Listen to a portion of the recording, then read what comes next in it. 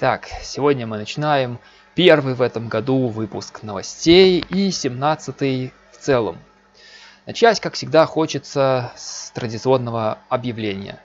На этот раз я хотел бы объявить о мероприятии от правозащитного центра Human Constanta, Human Winter Camp, который пройдет с 27 по 31 января.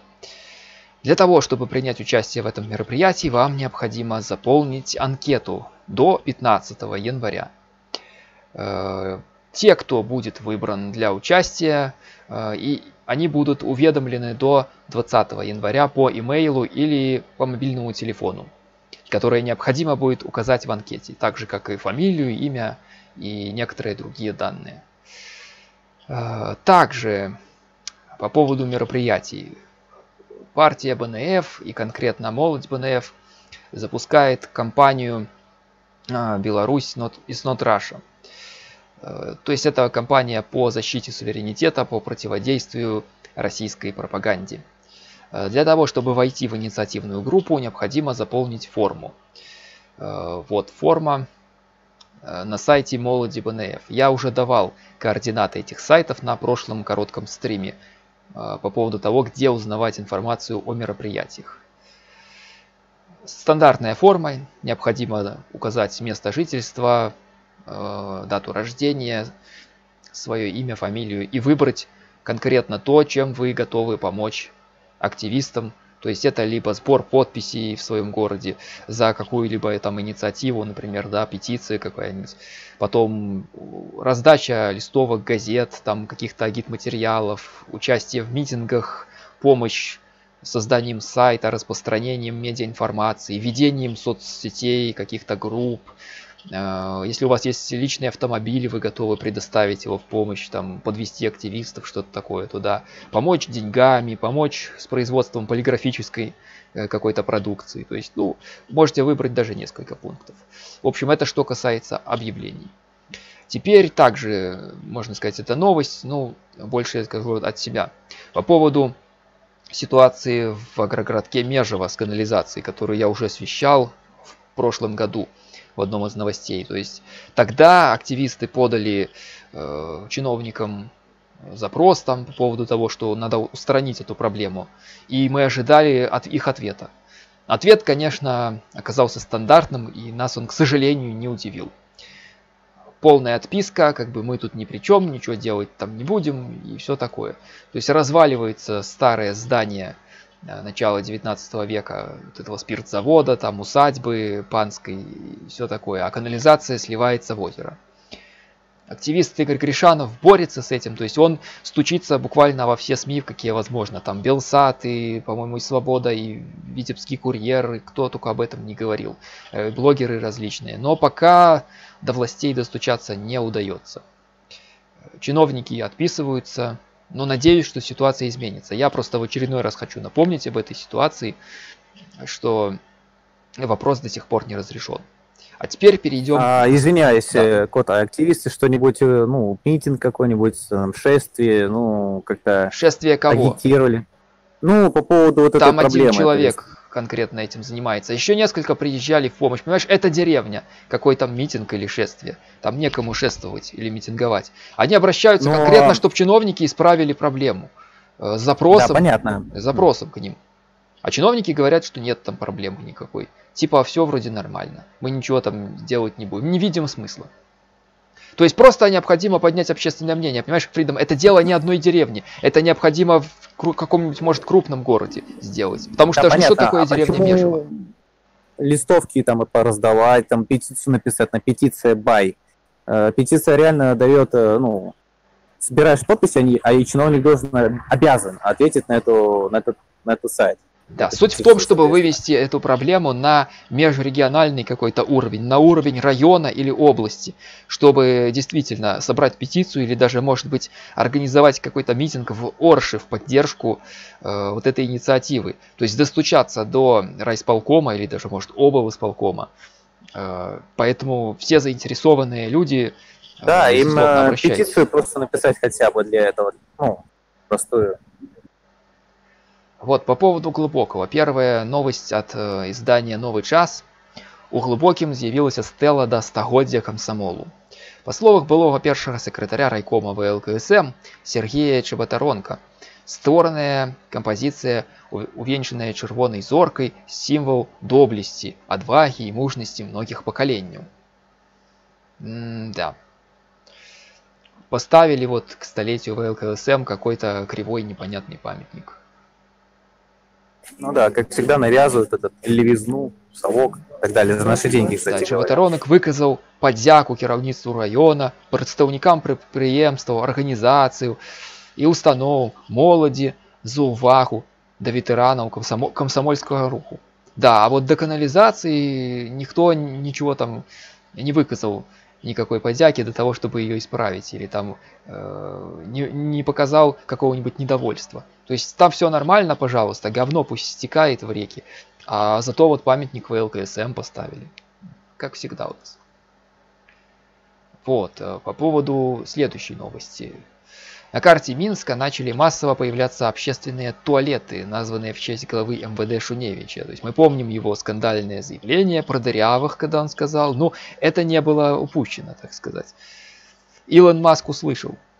И теперь на Google картах появилось множество туалетов имени Шуневича, общественных.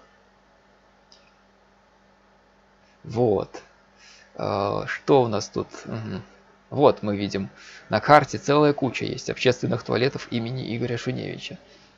Народ прочувствовал. Даже вот телефон есть. Но это как бы скорее из раздела юмор. А теперь к более серьезным вещам. Письма счастья в Гомеле прямо по квартирам разносят учителя. Подобная ситуация уже была в 2017 году, когда был декрет номер 3, и сейчас государство ничему не научилось.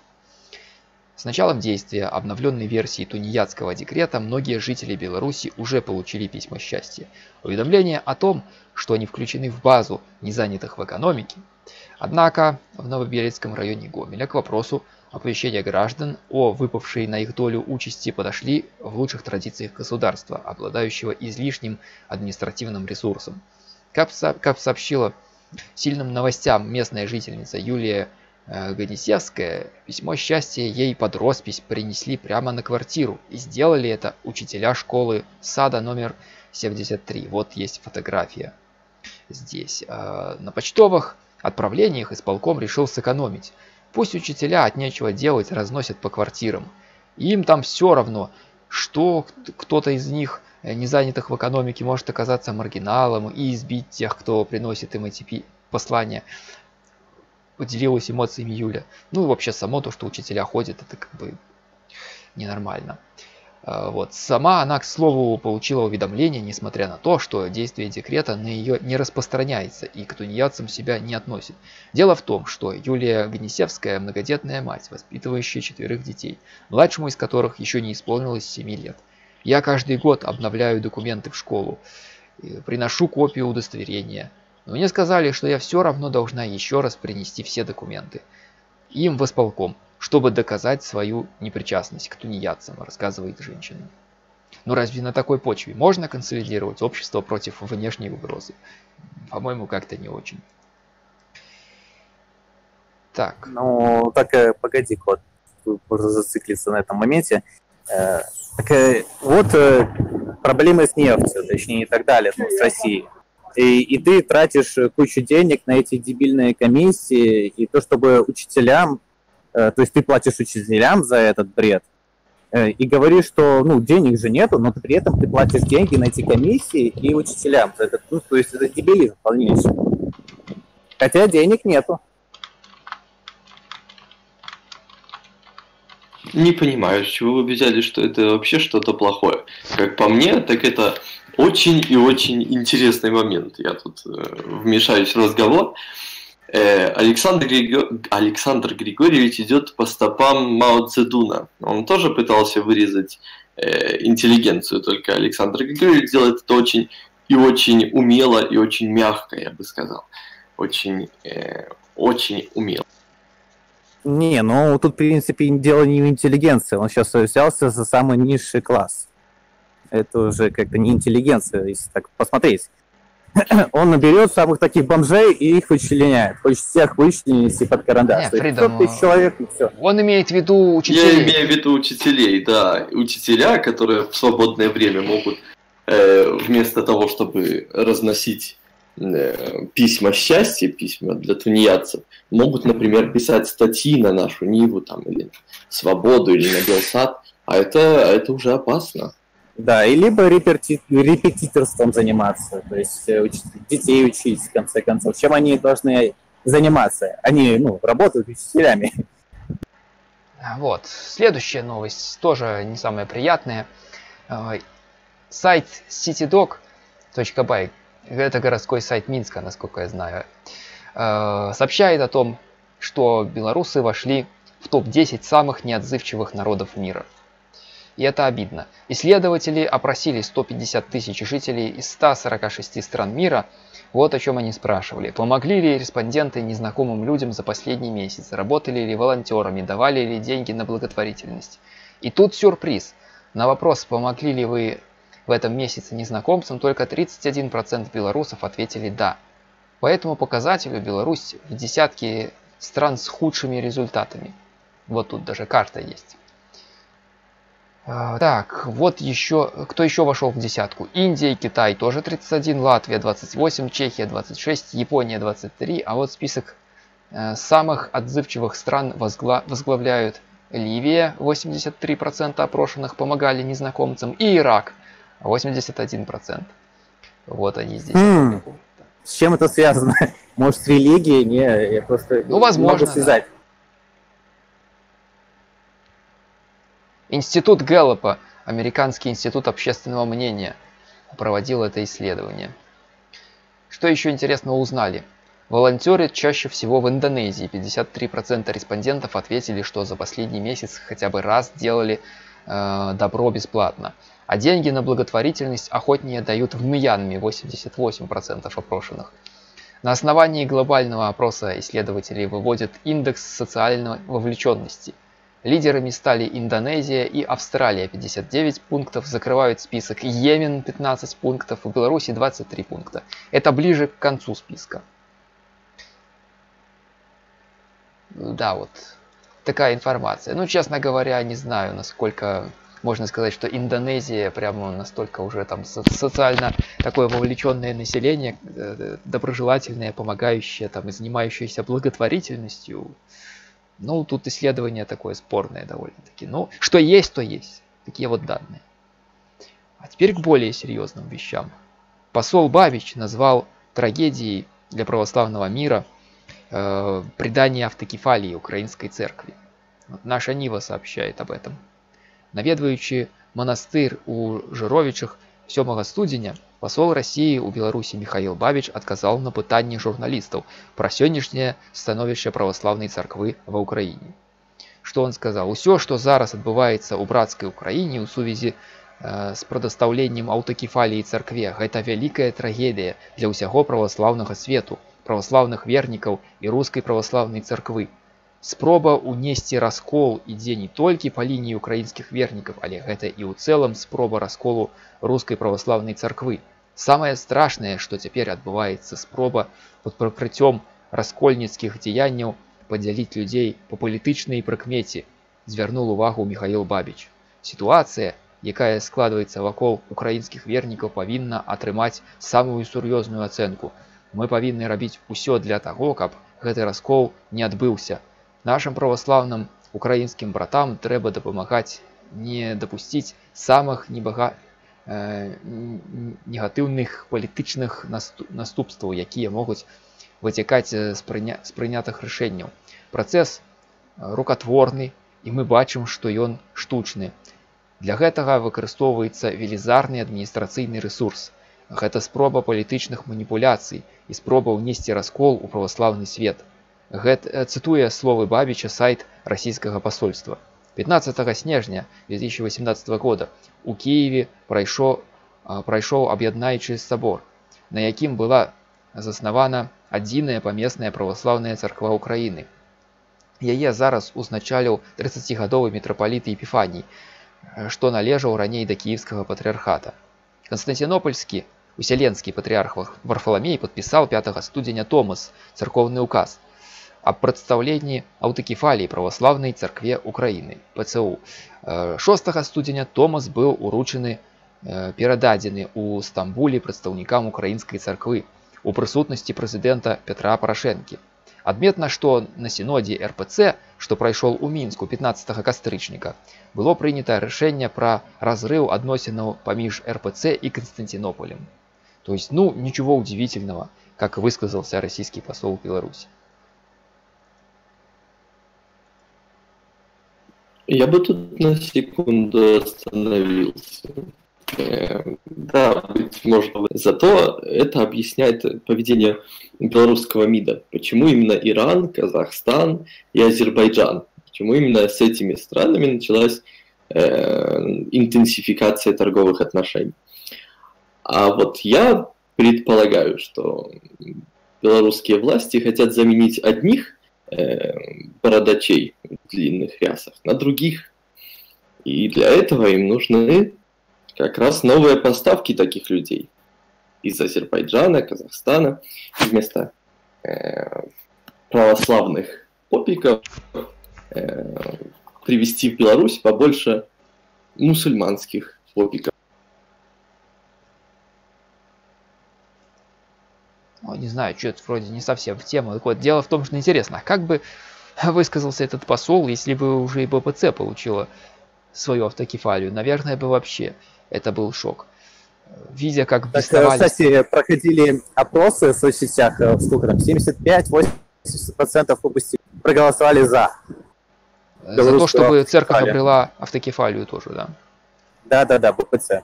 Настроение меняется, кстати. Вспомни, что было, например, год назад. То есть я помню даже интервью Ромашевского, кажется, одного из сопредседателей белорусской христианской демократии, которого спрашивали там на эфире, что вы думаете по поводу того, что может быть в Беларуси надо было бы получить автокефалию. Он сказал, что ну я не вижу как бы особо смысла, то есть это не имеет особого значения, типа пусть так будет. А теперь уже видим, что даже общественность, простые люди повернулись в сторону того, что неплохо было бы нам отделиться. На фоне вот этого обострения отношений. Тогда же митрополит вообще не имеет белорусского паспорта, не белорус. И его там прислали, я не помню откуда, ну из России, понятно. Да, и то есть он к Беларуси никакого отношения не имеет по факту. Ну да, и в чьих интересах он будет действовать, если что. Так, следующая новость. По поводу Польши. Удар по торговле Подляшьем. В Польше критикуют отмену виз на закупы для белорусов. То есть мы помним, что в конце 2018 года сообщалось, что с начала 2019 будут отменены визы на закупы. И заменены там на какие-то другие. Там будут немножко другие условия. Надо гостиницу забронировать, там подтверждать вот такое. А до этого было только обратные билеты. И необходимо было до этого что-то покупать, то есть приносить там чеки, показывать, что типа ты активно там закупаешься в Польше. Так вот. Последовала реакция польской оппозиции. Польские оппозиционеры из партии «Гражданская платформа» раскритиковали отмену виз на закупы для белорусов, сообщает reform.by, со ссылкой на польские СМИ. Политики считают, что эта мера польского правительства ударит по торговле в Восточной Польше. По мнению депутата Сейма Роберта Тышкевича, отмена виз на закупы ликвидирует покупательский туризм в Подляшье. Политик подчеркнул, что ежегодно белорусы совершают покупки на суммы около 1 миллиарда злотых. Сегодня односторонним решением МИД ликвидирует визы на покупки и вводит вместо них туристические, цена которых выше. Процедура и способ получения гораздо более сложные. Подляшье живет с приграничной торговлей. Любые усложнения, любые ослабления товарооборота нанесут удар по интересам подляшских и белостокских предпринимателей, ударит по рабочим местам, кошелькам и карманам жителей Белостока и Подляшского воеводства, приводит слова Тышкевича. Депутат обратил внимание на неудачный момент для этих изменений, которые совпали со снижением в Беларуси верхнего порога по цене и весу ввозимых товаров. Тышкевича поддержал вице-президент Белостока Збигнев Никторович, также представитель гражданской платформы. Мы обеспокоены тем, что между Польшей и Беларусью снова строят железный занавес. На ближайшей сессии депутаты Совета самоуправления Белостока, представляющие гражданскую коалицию, блок оппозиции в органах местного самоуправления, сформируют свою позицию по этому вопросу. В конце прошлого года стало известно, что Польша перестает выдавать белорусам визы на закупы, но вот то, о чем мы говорили, в посольстве Польши изменения назвали техническими. Заявителям на краткосрочные шенгенские визы нужно будет подтверждать бронирование жилья в Польше. Раньше для визы на закупы требовались чеки tax-free. В 2017 году Польша выдала гражданам Беларуси более 418 тысяч виз, а это более половины всех шенгенских виз, выданных нашим согражданам. И сразу же другая статья Тутбай. Поляки отменили визы на закупы. Сколько денег в 2018 году белорусы оставили в польских магазинах. То есть приводятся здесь числа, цифры. То есть там просто как бы текстом, а здесь более конкретно.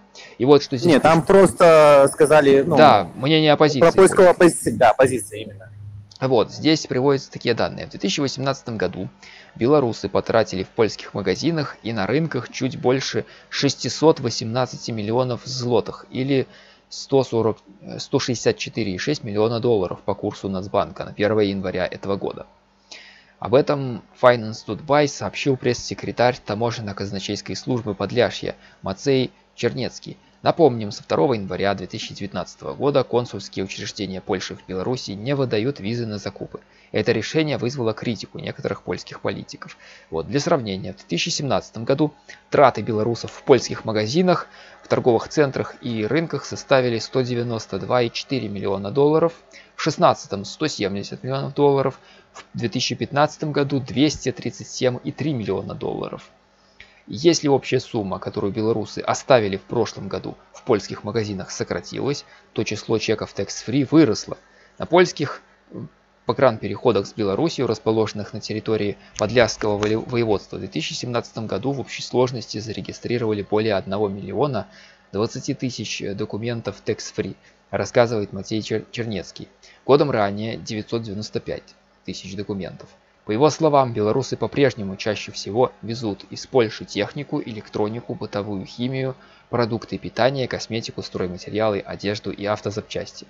В статистику включают тех белорусов, которые пересекали границу в пунктах пограничного пропуска: Кузница, автомобильный и железнодорожный, Бобровники, Половце, Беловежа, железнодорожная. Напомним, в Польше с 1 марта 2018 года ввели запрет на торговлю по воскресеньям.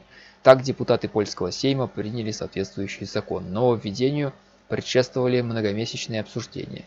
С 1 марта 2018 торговым центрам и супермаркетам запретили работать только в первое и последнее воскресенье месяца.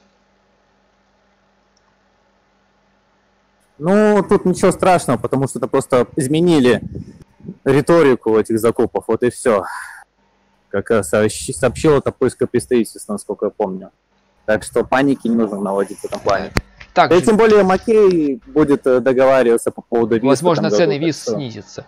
Кстати, также что... тематическая статейка, тоже следующая новость. За рождественский подсчет, сколько за рождественские и новогодние праздники через белорусскую границу проехало людей. Вот пишут, что 900 тысяч человек в обоих направлениях. И вот приводится статистика. С 25 декабря по 8 января пограничные пункты Беларуси в обоих направлениях пересекли почти 900 тысяч человек и более 250 тысяч транспортных средств, сообщает Погранкомитет. Наиболее популярными направлениями для выезда из Беларуси стали Польша, 296 823 человека выезжающих и 101 687 единиц транспорта. Литва на втором месте по популярности, туда направились 252 325 граждан и 84 935 транспортных средств. Украинское и латвийское направления были наименее популярны в праздники. Но российское там никто не подсчитывал. У нас как таковой там границы нет. Никто не знает, сколько в Россию поехало. Лидерами среди пересекающих границу стали граждане Беларуси. Более 480 тысяч человек. Второе место у россиян. Более 156 тысяч. На третьей позиции жители Украины. Почти 110 тысяч. Такие вот. Ну, вот так-то. Это, то есть, можно сказать, как раз-таки этим русским нацистам, которые хотят, чтобы мы объединились. То есть вся эта граница закроется, и то есть это столько людей, и это буквально за такой мелкий период. Самое... Следующая новость немножко уже другого плана. Радио Свобода сообщает, что патриот, ну так называемый патриот в кавычках, самовольно расписал казарму Берестейской крепости сталинскими лозунгами. Вот тут приводится фотография. То есть, короче, на стене Брестской крепости нарисовал какие-то вот сцены там войны и сталинские лозунги написал самовольно. Ему как бы никто его не просил это делать. Это уголовное преступление. Да, это вандализм. Координатор акции «Несмяротный полк» без узгаднення з уладами аднавіў советские лозунги, якія ў канцы 40-х нанеслі на одну з казармаў Берасцейскай крепасці. Несанкцыянаваны ремонт, прызнаны псаваннем культурнай каштоўнасці. І цяпер ініцыятару рэканструкцыі пагражае буйны штраф, паведамляе «Настоящее время». Серый, в Брестской крепости был найден только один просоветский, просталинский лозунг.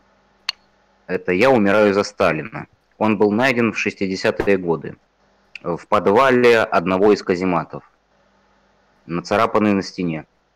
И все. Там не было никаких просталинских лозунгов. Там было написано «Прощай, Родина, я умираю, но не сдаюсь» и так далее. Только один просоветский, просталинский лозунг был.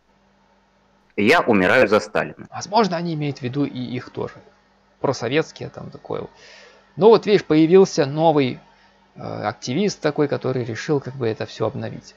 Только уже... Так это активист БРСМ, что ты же это правильно сказал. Ну вот пускай этот активист сидит в тюрьме. Ну, говорят, что штраф там крупный ему полагается за это. Тюрьму решили приберечь для патриотов. Так, вот, так, следующая новость. Нема свободных людей и краины. Что Алексеевич сказала на цензурованной сустрэчы у Менску. Радио Свобода сообщает о том, что 9 студеня у готелі Doubletree by Hilton пройшла открытая сустрэча з нобелевской лауреаткой Светланой Алексеевич, якую ініцыявала IT-кампанія Anderson People. Так, першапачатковай умовай для удзелу журналістаў было патрабаванне узгадняць матэрыялы перад публікацыяй. Гэта вызвала абурэнне журналісцкай супольнасці і самой літаратаркі. Свабода расказвае, як арганізатары ажыццяўлялі цэнзуру і пра што казала Светлана Алексеевич на сустрэчы. Храналогія падзей. 4 студеня арганізатары патрабуюць ад журналістаў узгадняць матэрыялы, якія яны падрыхтуюць у выніку сустрэчы. Гэта абавязковая умова удзелу прадстаўнікоў СМІ ў мерапрыемстве. 5 студеня Светлана Алексеевич называе абсалютным глупствам патрабавання арганізатараў сустрэчы да журналістаў узгадняць матэрыялы да публікацый. 8 студеня арганізатары выбачаюцца за сумбур, кажуць, што не маюць дастаткова практыкі правядзення такіх імпрэзаў і анансуюць жывую трансляцыю падзей у Фейсбуку, дзе кожны зможа пакінуць каментар з пытаннем. 9 студеня у дзень сустрэчы арганізатары працягваюць настойваць на абмежаваннях для журналістаў. Трансляцыю падзеі вядзём толькі мы. Усе пытанні Светлане Александровне падаюцца праз каментары да трансляцыі. Папярэджваем, што складаную апаратуру, акрамя кішэнных дыктафонаў, фотоапаратаў і пераносных відэакамер, ахова гатэлю не прапусціць, як было на справе. Ну вот как выглядит. Сидит Алексеевич и Александр Хомич. Так, что сказала Алексеевич про призначение. Я не отчуваю себя великим человеком. Поднялась такая раніцай и отчуваешь себе Нобелевским лауреатом. Не, я звычайный человек. Про сучасную Беларусь. Ну, в общем, тут ряд высказываний, что она отвечала на конференции этой. Про русскую душу, про светапогляды, про змены, про мінулае і сучаснае. Быліцца пытанне. Ну, белорусам нужно понимать, что никакой русской души у нас нету, не было и никогда в жизни не будет. Ну почему? Если всех белорусов нынешних вышлют в Сибирь, а сюда завезут якутов, там, воронежцев, каких-нибудь кавказцев и прочего, тогда возможно. Только если так. Так а так и делают только. Пытались же уже там в сталинские времена. Так, следующая новость. Немножко отвлечемся, скажем так, от такой вот жесткой политики и борьбы с русским миром на более приземленную тему. Это связано с катанием на горках, с травмами детей. То есть вот сейчас с начала зимы в РНБЦ неврологии и нейрохирургии с тюбинговыми травмами обратились больше 100 человек, 35 из них госпитализированы. Ну, то есть дети катаются на этих тюбингах, на надувных этих кольцах с горки и там переворачиваются, разбиваются, вылетают на дорогу, и поэтому сравнивают это как с неуправляемым автомобилем и требуют ограничений из-за высокого травматизма. Мы в свое время катались на линолеуме и, да. На картонках, на досках. Коробках. Да, на чем попало. На досках.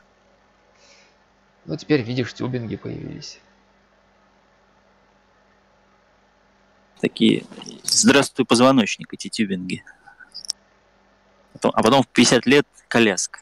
После тюбинга 20 лет, там в 15. Федя, мы катались на линолеуме. Линолеум — это здравствуй, позвоночник, копчик, ноги, руки и все что угодно. Ну, вот чего добились, мы сейчас видим.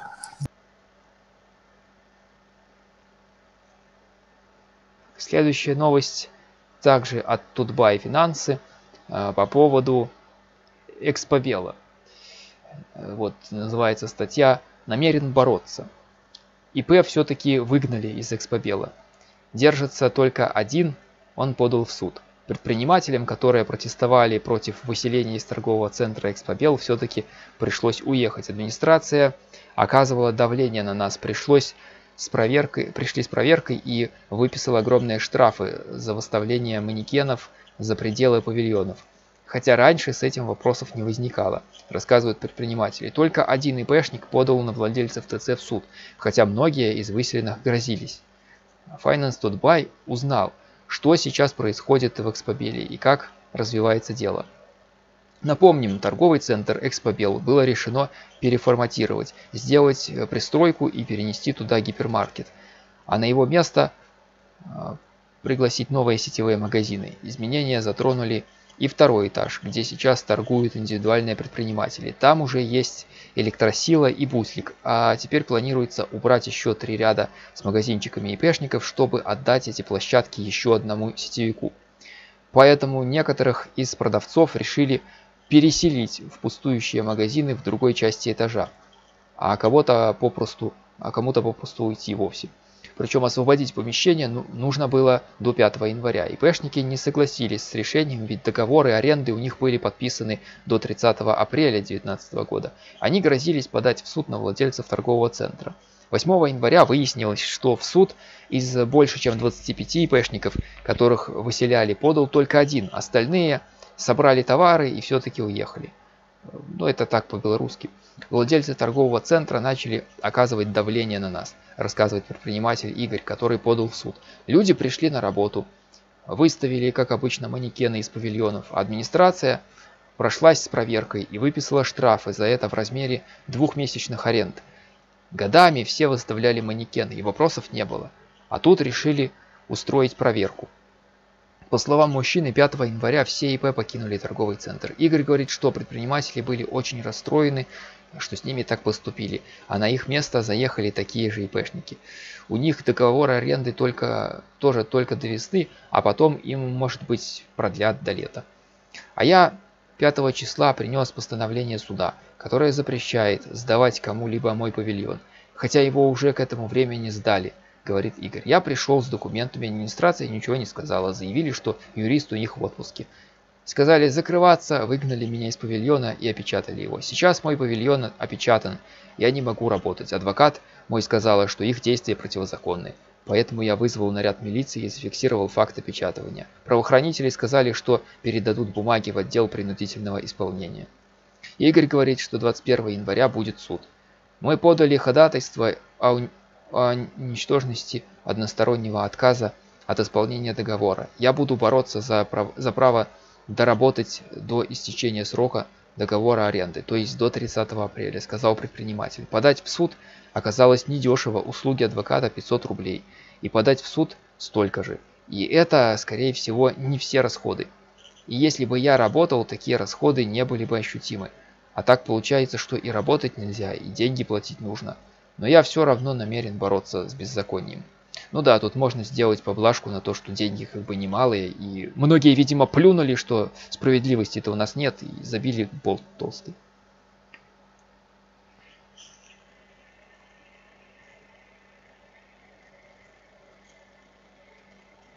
Так, следующая новость тогда. От Радио Свобода. По поводу выступления Лукашенко.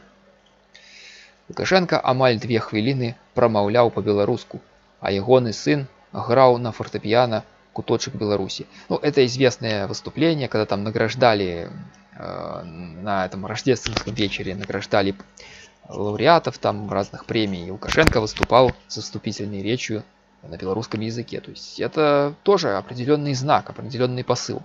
Он редко очень такое делал. Да, последний раз это было в 2014 году, после конфликта на Украине, в Украине.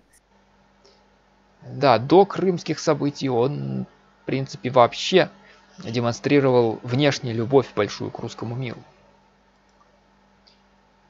Это было знаковое событие. Мы еще не раз вернемся по поводу разбора на конференциях, которые там проходили, на совещаниях у Лукашенко, его высказывания по поводу переориентации, там, покупки транзита нефти через Балтику и так далее. Теперь следующая новость.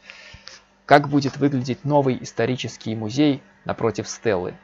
The Village Беларусь сообщает. В 2019 завершится проектирование нового здания Национального исторического музея, который построят напротив Стеллы на проспекте Победителей.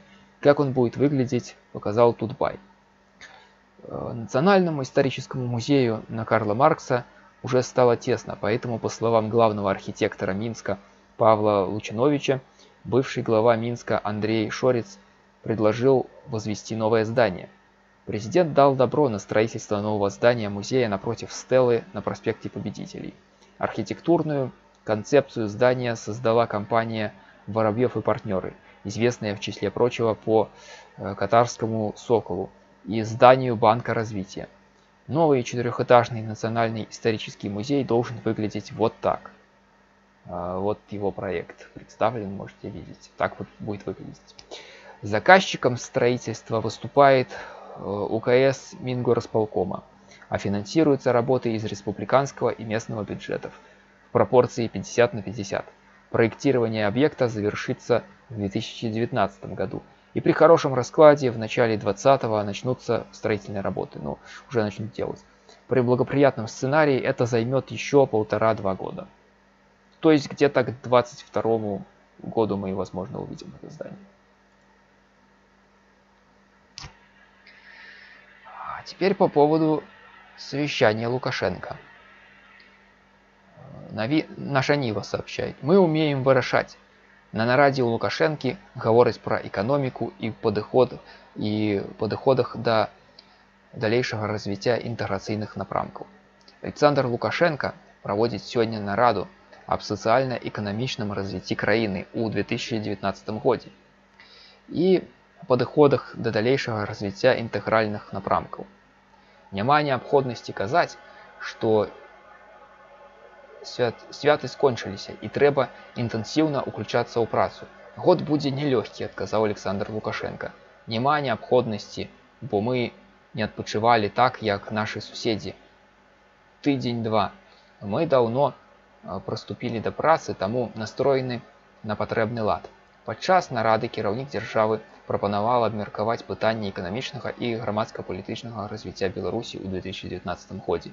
Шмат пра гэта гаворыцца і пра тое, што гэта предвыбарчы год, гэта сапраўды так. У нас дастаткова пытанняў, якія трэба вырашаць лепш, чым яны вырашаюцца ў цяперашні час. Мы ўмеем вырашаць гэтыя пытанні, сказаў ён. Усё гэта падлягае абмеркаванню. каб не было ніякіх недамовак. І галоўнае, каб у вас не заставалася ніякіх сумненняў з нагоды рашэння адчувальных пытанняў для нашай краіны, дадал Лукашенко. Тут такая новость формальная, как бы ничего ни о чем. Кстати, о выборах. Раз уж мы говорили про выборы, то можно сказать о том, что Лидия Ермошина назвала возможные даты президентских и парламентских выборов.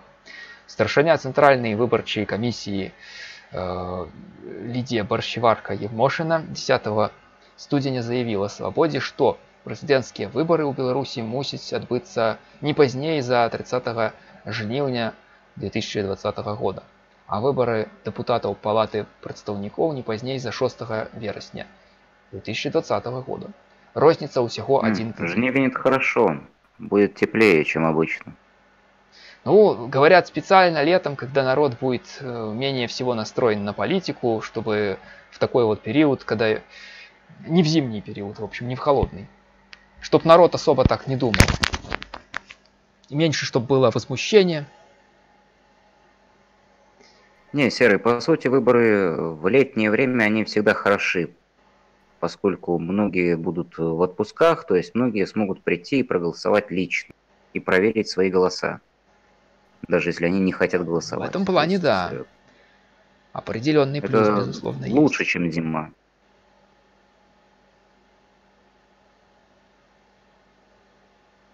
Угу. Хорошо. Так, тогда следующая новость. Уже по поводу совещания, более серьезная. Что это была прошлая новость, извиняюсь, я пропустил. Про Ермошину, она назвала возможные даты выборов. Парламент. Ну так вы говорили, что нужно идти на выборы, что нужно там консолидировать общество и так далее. То есть не нужно после выборов, главное, на провокационные митинги выходить Статкевичу, которые он не согласовывает. Главное на это не выходить и не поддаваться на эти провокации. Вот и все. Сейчас в наших выборах 2020 года самое главное — это вообще ни на какие провокации не поддаваться, потому что над нами сейчас находится дамоклов меч под названием Российская Федерация, к сожалению. Этому дамокловому мечу очень сильно помогали украинцы с 13 декабря, россияне, которые вещали абсолютную ахинею по поводу того, что вот сейчас всех присоединят. В том числе и «Эхо Москвы», который рассказывал о том, что вот, сейчас мы белорусов присоединим. Это все абсолютно. То есть они не знают, что у них есть под это статья в России? О сепаратизме, территориальной целостности и других стран и так далее? Белорусов, которые рассказывают о том, что нужно присоединяться к России, тоже хотелось бы предупредить о том, что в Беларуси тоже есть статья 361, а также есть закон об противодействии экстремизму. Поэтому каждый белорус, который начинает рассказывать всем про присоединение к России, про нарушение территориальной целостности нашей страны, он должен понимать, что он является уголовным преступником. Да, именно. И вот те люди, которые в соцсетях голосовали против Беларуси, скорее всего, взяли на карандаш. Я в этом на 100% уверен. Так что, не знаю, вы подумайте головой, когда голосуете против Беларуси. Благо, там не сильно много было этих упырей. Там в основном с Москвы и Питера голосовали против Беларуси, но все же. Вот. А теперь по поводу новости совещания. Нема такой магчымасці ў России, улічваючы наступствы усяго на гэта пайсці. Лукашенко назваў працягнутымі за вушы размовы пра аб'яднанне з Россией. Размова про объединение Беларуси с Россией дурные и притягнутые за уши. Про это Александр Лукашенко заявил сегодня на нараде по социально-экономичному развитию краины в 2019 году и подыходах до лепшага развития интеграцийных напрамков, пише Белта.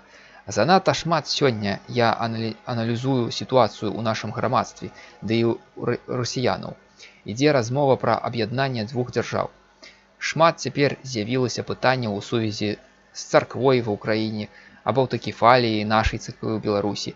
Я называю гэтыя пытанні вельмі дурнымі, прыцягнутымі за вушы для абмеркавання ў нашым грамадстве, сказаў Александр Лукашенко. Ён падкрэсліў, што гаворкі пра аб'яднанне дзвюх дзяржаваў быць не можа.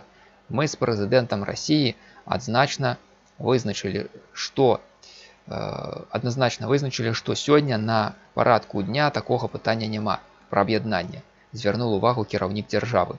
Лукашенко нагадаў, што Беларусь і Расія ў свой час падпісалі дамову аб стварэнні саюзнай дзяржавы і развівалі свае адносіны, строга трымаліся гэтых дакументаў.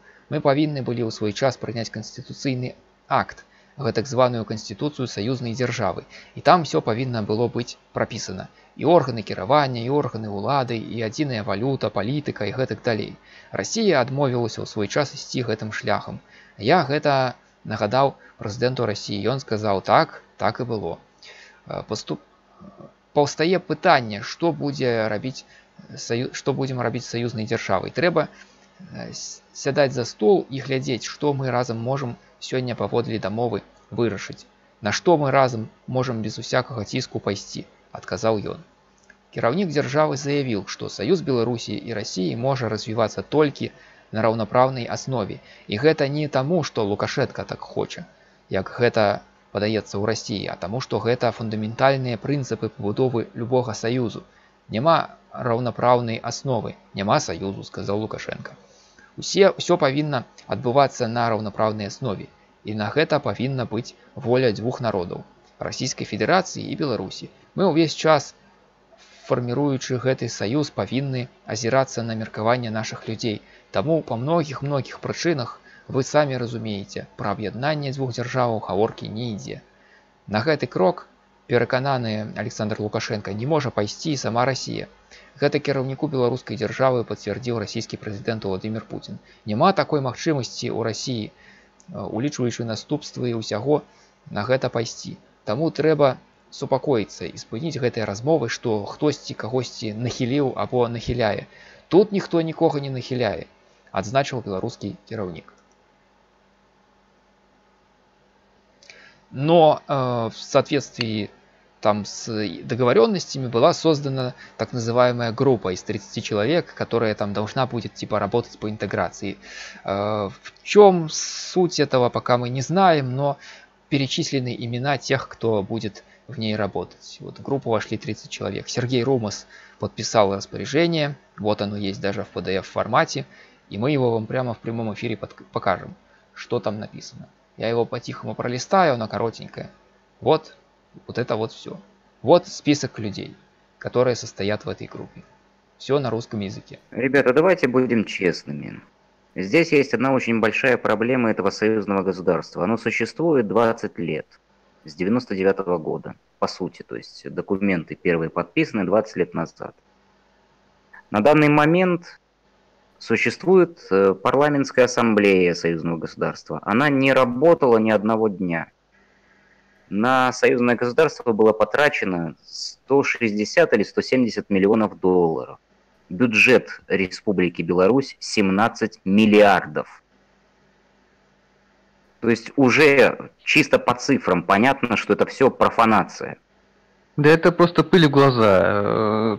То же самое было в 99-м комиссии и так далее. То есть ничего из этого не будет. Он просто пойдет на Запад и все.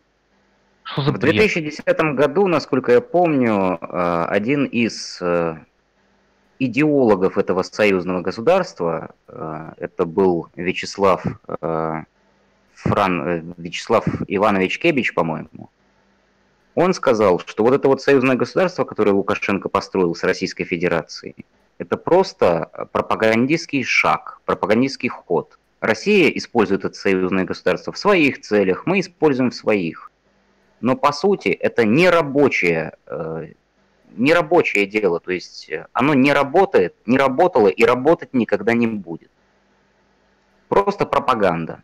Для вот этих вот старичков, которые доживают свои последние годы, они скончаются, и союзное государство разрушится само собой.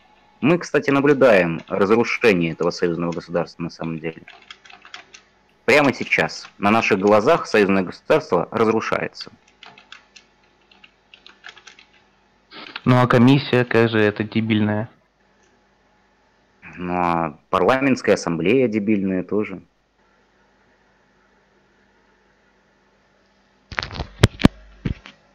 Мы наблюдаем конец союзного государства. Если Медведев позволил себе приехать в город Брест и рассказывать о том, что мы хотим прямо сейчас объединиться, то он, наверное, не совсем осознает состояние белорусского общества. А если он не совсем это осознает, то, наверное, нужно было меньше нюхать кокаин.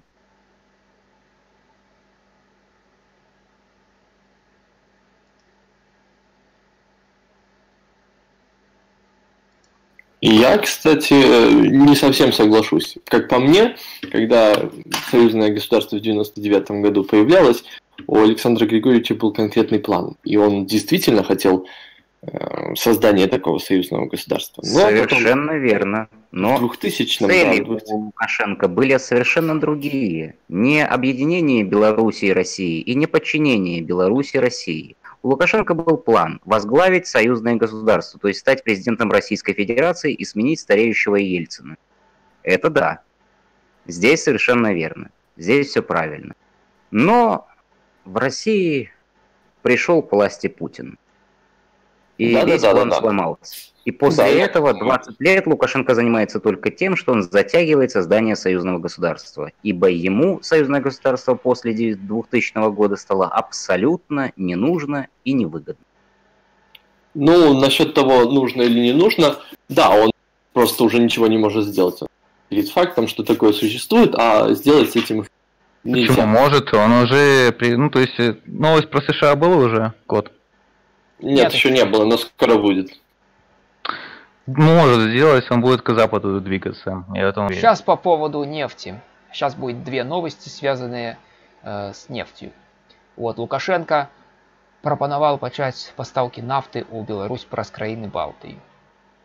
И следующая новость как раз, ну тут то есть в общих чертах по поводу нефти. А следующая новость уже более подробно, откуда и как. Вот Иран, Венесуэла, Азербайджан, Казахстан. Как Беларусь ищет альтернативу российской нефти? То есть, вчера Александр Лукашенко, ну это уже, наверное, позавчера у нас, вот, поручил правительству найти альтернативу российской нефти. Причем он указал направление маршрута порты Литвы или Латвии. И даже предложил партнерам дисконт на поставку топлива. Другое дело, что в странах Балтии нефть не залегает, и ее надо откуда-то привезти в порты. Пока же суд до дела, мы решили вспомнить, как Минск уже искал альтернативу российской нефти, что из этого получилось и какие шансы есть в будущем. Вот. В настоящее время Беларусь закупает у России все 18 миллионов тонн нефти для последующей переработки на 2 нефтеперерабатывающих заводах в Мозыре и Новополоцке. Вместе с тем, Минск периодически заводит разговоры об альтернативной нефти, как только возникают разногласия с Москвой.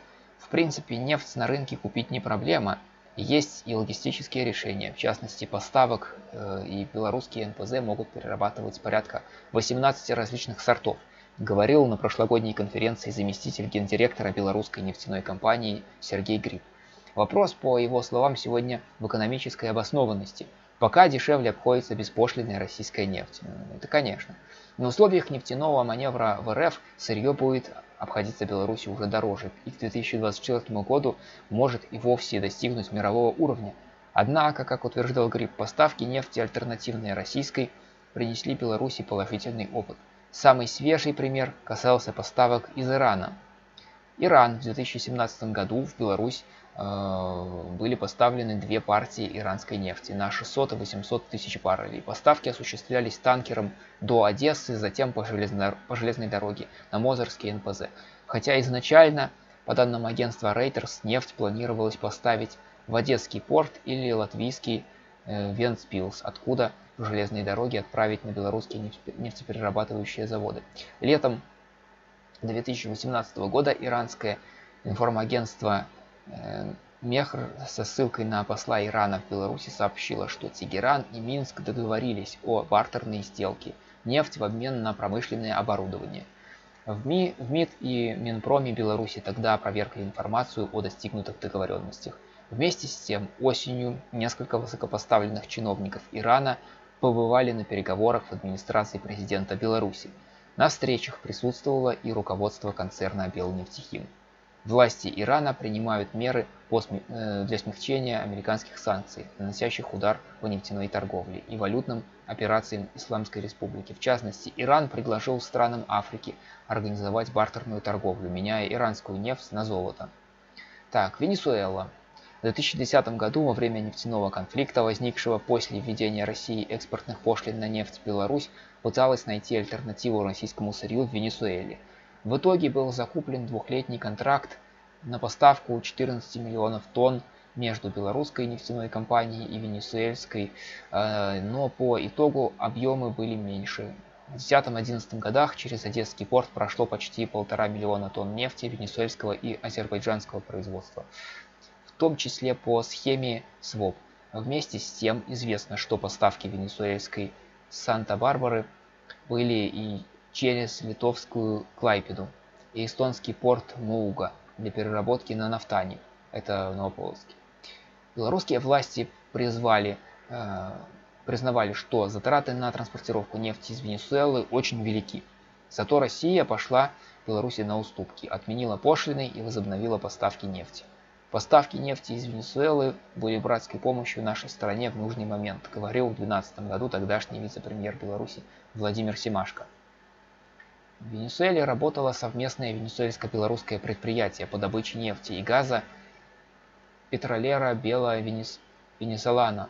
Доля Беларуснефти в СП составляла 40%. За период 2008-2018 годов добыто более 9 миллионов тонн нефти и 6,8 миллиардов кубометров газа. Впрочем, в последнее время экономические отношения между странами были осложнены из-за проблем с расчетами. Интересно, что в настоящее время курирующий топливно-энергетический комплекс вице-премьер Беларуси Игорь Лешенко находится в Венесуэле. Как сказано в сообщении пресс-службы правительства, он принял участие в торжественной церемонии вступления в должность президента Венесуэлы Николаса Мадуро. В этот же день состоялась встреча Лешенко и Мадуро. Ну, что там договорились они или нет, не написано. Азербайджан. В 2016 году Беларусь возобновила поставки нефти из Азербайджана через Одесский морской порт. По данным Reuters, Беларусь импортировала в общей сложности 560 тысяч тонн сырой нефти сортов Azeri Light и CPC Blend. Однако о дальнейших поставках не было информации. Минск предложил за азербайджанскую нефть достаточно низкую цену, поэтому Баку вынужден был отказаться от дальнейшего сотрудничества. Такое заявление сделал глава Центра нефтяных исследований Ильхам Шабан в феврале 2017 года. Вместе с тем, Азербайджан за последние годы стал надежным партнером и потребителем белорусской военной техники. Нельзя исключать, что к этой теме подключится и нефть. То есть с Ираном, который будет под санкциями, они готовы меняться на нашу технику, там тракторы какие-то, что-то еще. С Азербайджаном на военную технику менять нефть. То есть, какие-то пути альтернативные у них есть. Казахстан. Казахстан готов поставлять в Беларусь нефть, но не имеет такой возможности, заявил посол этой страны осенью 2018 года. У нас нет общей границы, если бы она была, мы бы давно решили эту проблему с поставками нефти в Беларусь. Но между нами лежит громадная российская территория, сказал он. Мы готовы хоть завтра, но как попасть в эту трубу и довести до вашего НПЗ? Наши нефтяники давно готовы поставлять, но говорят, что зайти сюда просто не смогут. В конце прошлого года стало известно, что Казахстан планирует продавать бензин в Беларусь для недопущения затоваривания рынка после модернизации 3 НПЗ республики. В Белнефтехиме пояснили, что обсуждают возможность импорта нефтепродуктов из Казахстана с целью дозагрузки вторичных процессов на НПЗ. Их продажа на внутреннем рынке не планируется. В октябре Казахстан и Россия подписали протокол о внесении изменений в соглашение о взаимодействии в топливно-энергетическом комплексе. Поправки касались снятия эмбарго на поставки казахстанского бензина в страны СНГ. А что, Алексей, думаешь по этому поводу? Как альтернатива поставкам российской нефти и газа? Думаю, у них получится. Да, Алексей? Я уверен, что, во-первых, не договорятся, я имею в виду Лукашенко с Россией. Что вообще? Что, не договорятся с Россией? Не договорятся. И уже в конце Лукашенко Россия это наш самый лучший союзник. Потому что будет у нас у лета вливание белорусской продукции в Россию. Обычный цикл. Так а почему ты не рассматриваешь вариант с другими? Вот труба, проложить и так далее. Все же все сходится, все нормально. Хватит, может, это терпеть по поводу нападок России? Вы пропадаете. Это у меня плохо или у тебя? Ты тоже, Алексей, пропадаешь. Да, иногда бывает, но в целом я слышал, что там Алексей говорил. Так, ну что тогда? Вот... А ты, Артем, что думаешь, получится? Я думаю, что, в принципе, та ситуация, которая на сегодняшний день складывается, она не предполагает то, что мы договоримся на каких-либо приемлемых условиях для нас, для России. Но я думаю, что вот это вот движение в сторону Литвы и Латвии, которое Лукашенко делает, это оно сделано только для того, чтобы напугать Российскую Федерацию. И заявление, которое Лукашенко делал последние несколько дней, о том, что Россия потеряет последнего союзника и так далее, это всего лишь торг. Он пытается набить себе цену. То есть, учитывая информационный вал, который шел и с Украины, и с России с 13 декабря, Лукашенко, естественно, это все докладывали, естественно, рассказывали про это все дело. И он просто делает, так сказать, ход конем. Это всего лишь переговорная позиция, которая у нас на данный момент сильнее, чем у России. Да, все правильно, это просто предмет торга. Я хочу напомнить просто о ситуации с Украиной. Дело в том, что Украина рассорилась с Россией по нефтегазу гораздо серьезнее, чем мы. Так, что-то опять... А теперь слышно меня? Да. Так вот, они рассорились, но это им не мешает покупать российский газ и нефть. Точнее, они покупают белорусский газ и нефть. Вот и все, чем закончился скандал России с Украиной. Так и Беларусь. В самом ужасном сценарии мы просто будем покупать латвийскую нефть. Вот и все. Ты, конечно, наоборот хорошо. Почему-то ужасный сценарий. Мы оторвемся наконец от России, они не смогут нас давить. Это же зашибись. Фрида, мы будем покупать латвийскую или литовскую нефть по таким ценам, по которым российская нефть нам покажется просто... Так у нас выбора нету. Манна небесной. Так у нас, еще раз повторяю, выбора нет. У нас есть выбор. Еще пока идет торг. То есть Лукашенко пока он набивает себе цену, пытается договориться каким-то образом. То есть... Здесь, в принципе, на данный момент у нас... Нет, мы говорим про случай, если он не договорится. В конце прошлого года у нас происходило абсолютно все то же самое, что и обычно, и непонятно, почему Россия, Российская Федерация и Украинская Республика решили раздуть из этого такого слона, из вот этой вот маленькой тогда мухи. Год назад не было этих заявлений, как сейчас, от Путина и Медведева, сепаратистских вот этих. Тогда на них никто внимания почему-то не обращал. А вот именно в конце 2018 года на них решили обратить внимание и россияне, и украинцы. Интересно, почему? Потому что заявлений таких не было. Почему обратили украинцы внимание на эти заявления? Это понятно. За 5 лет они не добились абсолютно ничего. Все обещания Порошенко, кроме Томоса, украинской церкви объединенной, он спустил на тормозах, потому что он обещал Я думаю, Артем, что они закончить войну на Донбассе за 2 недели. Он обещал провести реформы, которые до сих пор не провел. Он обещал много чего. И украинцы, чтобы пнуть хоть кого-нибудь в преддверии Нового года, они решили пнуть нас. Они просто кремлевские СМИ смотрят и на них ведутся. Они это бессознательно делают. А кремлевские это сознательно делают и дают на Беларусь. Понимаешь? Вот именно, Фридом. Они обещали, что у них будет информационная безопасность, а тем не менее все равно смотрят на Москву. Охренительная у них информационная безопасность, надо сказать. Я они бы готовы сказал поверить любому бреду. Беларуси нечему учиться у Украины. Украинцы это вообще просто иллюстрация мифа о Сизифе. они поднимают этот камень на самую-самую вершину горы, да, каждый раз революции, там, новый президент, и Так, всегда это да. заканчивается одним и тем Хорошо, же. продолжим следующие новости. Не будем на одну Можно долго. еще один комментарий Ну, давай, по этому последний. поводу? Я хочу объяснить, Два почему, комментария. почему разница между риторикой сейчас и, например, год назад или 2 года назад. Все дело в том, что... Так, что-то опять... Меня слышно? Да, слышно.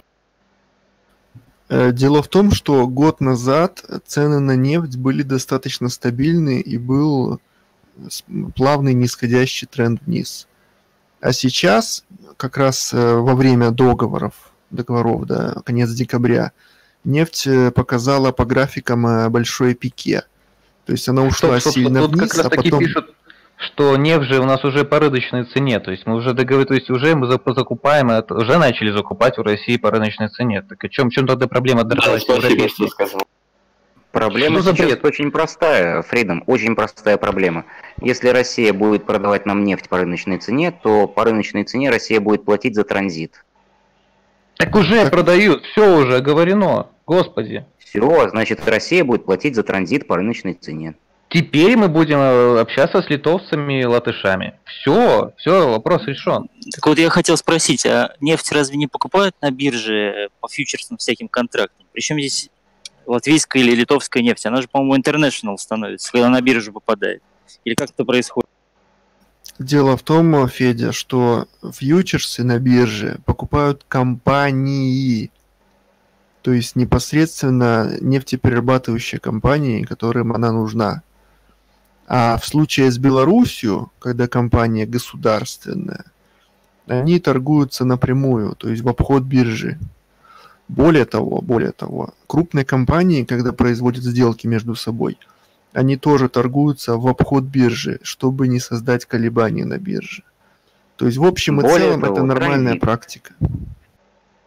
Более того, через нашу страну проходит транзит нефти в Европу. Да, по поводу транзита. Естественно, цена транзита напрямую связана с ценой нефти, точнее с поведением рыночной цены нефти. Так как Россия хочет продать нефть подороже, естественно, она будет более лояльна к цене транзита. Но если нефть Россия хочет продать Беларуси дешевле, соответственно, Россия будет требовать гораздо меньше денег за получение транзита белорусами. То есть это все взаимосвязано. Нельзя отделять транзит от цены на нефть. Поэтому сейчас, если мы получаем нефть по рыночной цене уже, следовательно, Россия будет транзит нам оплачивать по рыночной цене, а не как раньше. Хорошо, продолжим. Следующая новость связана как раз уже с дипломатическими действиями.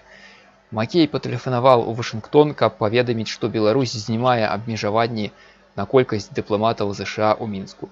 То есть, уже давно, 10 лет практически, даже уже, наверное, немножко больше, действует запрет ограничения на количество американских дипломатов в Минске. И теперь это ограничение сняли. Министр замежных справ Беларуси Владимир Макей 10 студзеня проінфармаваў Вашингтон аб зняцці абмежаванняў на колькасць амерыканскіх дыпламатаў у Мінскі, паведамляе амерыканскі часопіс Foreign Policy. Выданне называе гэта дыпламатычным прарывам. Дыпламатычныя кантакты дзвюх краінаў былі зведзены да мінімуму ў 2008 годзе, пасля таго, як ЗША увялі санкцыі супраць Беларусі за парушэнне правоў чалавека. Александр Лукашенко тады абвінаваціў амерыканскае пасольства ў Мінску у падрыўной дзейнасці. Мінск адклікаў пасля з Вашингтона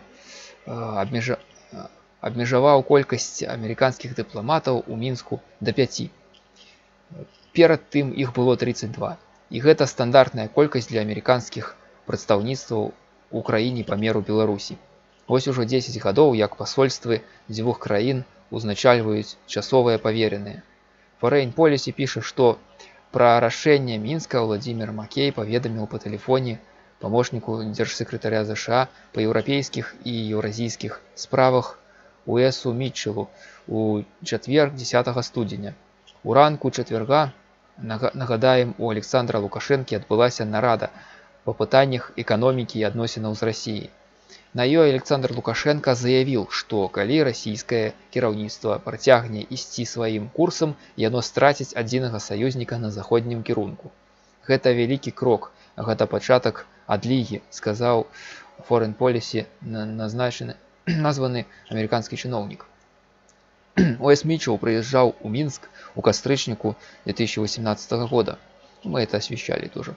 У тым жа месяцы ён заявіў: «Сёння нацыянальны суверэнітэт і тэрытарыяльная цэласнасць прыгранічных дзяржаў, такіх як Украіна, Грузія і нават Беларусь, з'яўляецца тым надзейным бастыёнам, які абараняе ад расійскага імперыялізму». Беларускае афіцыйнае агенцтва Белта, прэс-служба МЗС пакуль ніяк не паведамілі пра гэтую навіну. Ну, я же говорил вам, осталось с поляками договориться, отменить смертную казнь.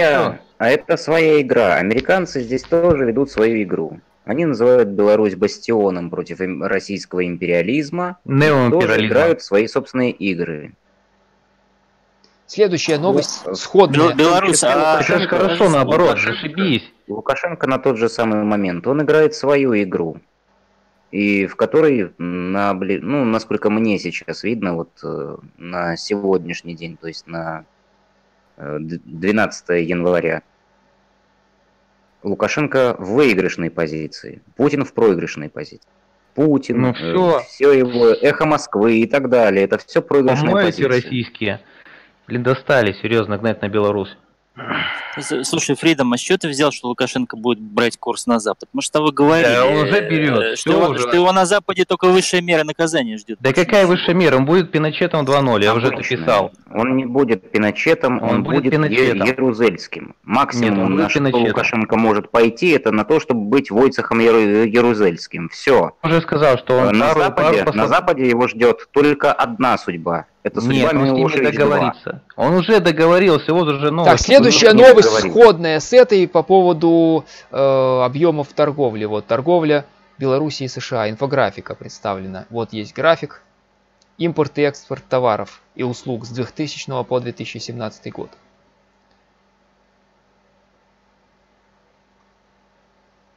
То есть торговля увеличится, дипломаты и так далее. Все это будет зашибись. И потом поляки. Поспеховым для экспорту белорусских товаров у США можно назвать 2006 год, когда Беларусь продала товаров и послуг на 446 миллионов долларов. Паводле Белстату. После президентских выборов у Беларуси у гэтым годзе экспорт товаров пачаў снижаться у красавіку 2006 года. Спіс беларускіх чыноўнікаў, якім забаронены ўезд у США, был пашыраны до 37 человек. У яго трапіў і Александр Лукашенко, адказны за парушэнне правоў чалавека падчас прэзідэнцкай кампаніі. Ну и тут дальше приводится. Что Беларусь продает в США? Сходно со статистикой Белстату, Беларусь продае ў США молочные продукты, сыры, творог, молоко, солодкое, цукерки, шоколадки, медычную технику, аптычную тэхніку, біноклі, лінзы, яйкі, птушкі, мёд і нават чалавечыя валасы.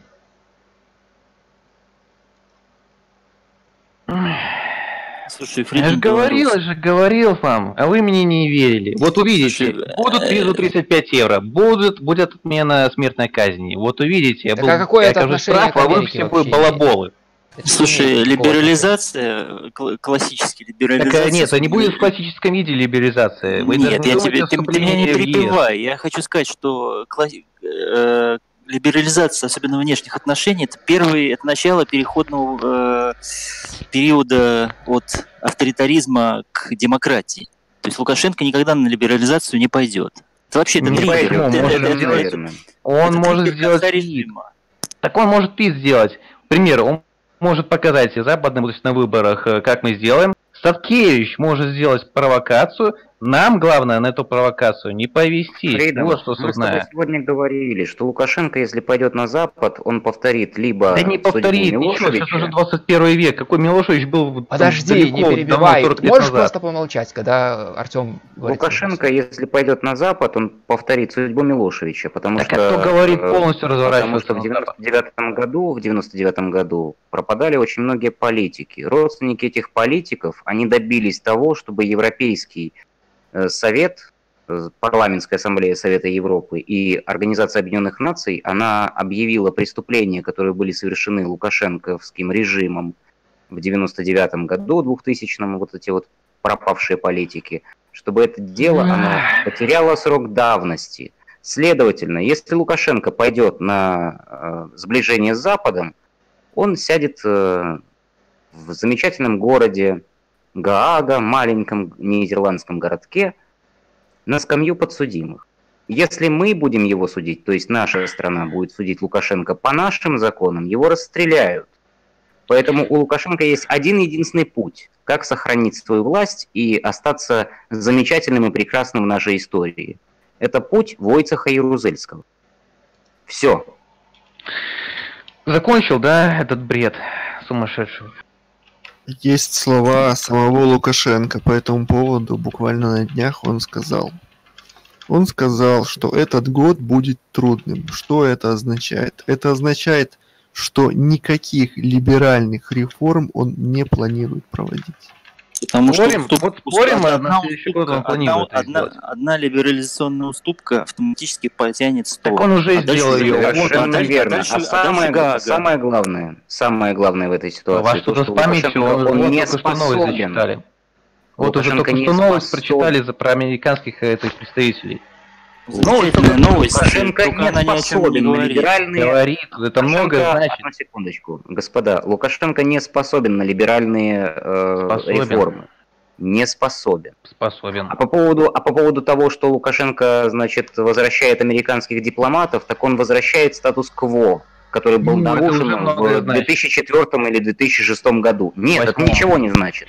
Он Значит. просто возвращает то, что И было. что? Так, все, И сейчас что? Нет, прекращаем подождите. споры, начинаем дальше, дочитываем новости. Это не Короче, свободный стрим, будет здесь западный идет одна вектор, новость, всё, потом решено. следующая, все. Потом разговоры после эфира.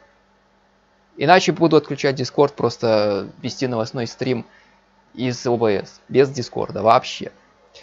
Так, следующая новость. Лукашенко узнагородил Макея и Искуя Балян. То есть буквально вот был разговор, и после этого Макей получил награду. Кіраўнік дзяржавы уручыў орден айчыны трэцяй степені міністру замежных справаў Беларусі Владимиру Макею и медаль Франциска Скарыны, артисту Руслану Олехно, ну и там так далее. Там Искуя Балян, Валерия Орланова и других там наградил. Так, следующая новость. По поводу 25-летия мемориала в Куропатах, скамейки Клинтона. В 1994 году приезжал Билл Клинтон, и, значит, там поставили мемориал, который не так давно хотели разбить вандалы. Вот, тут, значит, вот самолету славы Клинтона не давали посадки у Куропатах, отзначили 25-гадовым мемориального знаку от народу США.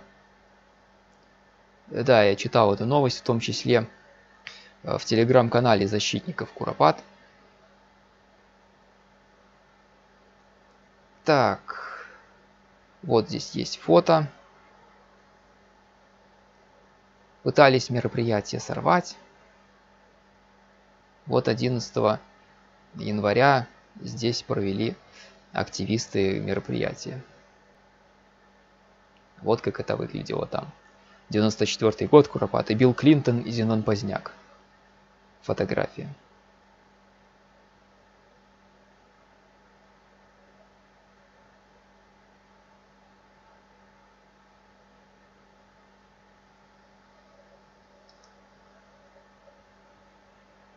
Также еще по поводу памятников. Вот такая информация. Вот памятник Василию Быкову. Вось так можа выглядаць помнік Василю Быкову. У гэтым годзе спаўняецца 95 гадоў з дня народжання Василя Быкова. Народны пісьменнік Беларусі памёр 16 гадоў таму. І столькі ж часу працягваюцца размовы аб тым, што трэба усталяваць помнік. Як ён будзе выглядаць і калі яго устаўляюць, расказаў Тутбай. Так, вот здесь по поводу памятника этого. Вот тут есть разные варианты, разные макеты. Под всяким углом. Вот, а коли помню, Кстати, там... Что? Кстати, первый вариант, хорошо там комментарии написали, что Быков же, он же партийный билет же сжег. И он не состоял в этом партии, соответственно. То есть звезда это вообще не к месту полностью, это Ну какой-то да. бред. Ну, Дебилизм Василий полнейший. Быков это один из основателей Белорусского народного фронта. БНФ. Да. Да, то есть звезда тут вообще не к месту. Второй памятник тоже так себе. Так что я не понимаю, чем они руководствовались. Ну, Нет, ну я не знаю, если он был героем соцтруда или еще каким-либо героем там советским, то в принципе звездочку ему повесить в любом случае нужно будет, если он был героем соцтруда и так далее. А Так если нет, ты не посмотри, был, на то как это не памятник совсем выглядит. Ну, то есть он сидит на звезде, точнее, такая в виде стола звезда это. нужно. Ага, ну тогда да. Тогда это ни к селу, ни к городу.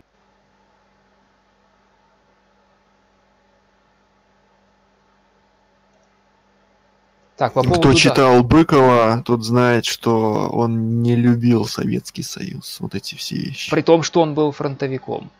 Это ватникам Не, он особенно был будет жечь пуха. фронтовиком. Он описывал войну с точки зрения человека, который эту войну прошел. Он описывал много хороших рассказов у него про войну, причем очень проникновенных и очень личных. Если, все, кто читали Быкова, меня поймут. А вот последний его рассказ «Час шакалов» называется, или «Афганец». Там у него два разных названия: «Афганец» либо «Час шакалов». А их библиотеки вообще, эти книги можно найти, Артем? Они вообще, ну как их достать, эти книги его? Какие книги? Быкова? Иди Да, в библиотеку, дайте мне Быкова, они тебе дадут. Они что, и разве спокойно в библиотеке продаются? Не продаются, а даются почитать. Ну ладно, даются. Василий Быков, в общем-то, он находится в нашей школьной программе по белорусской литературе.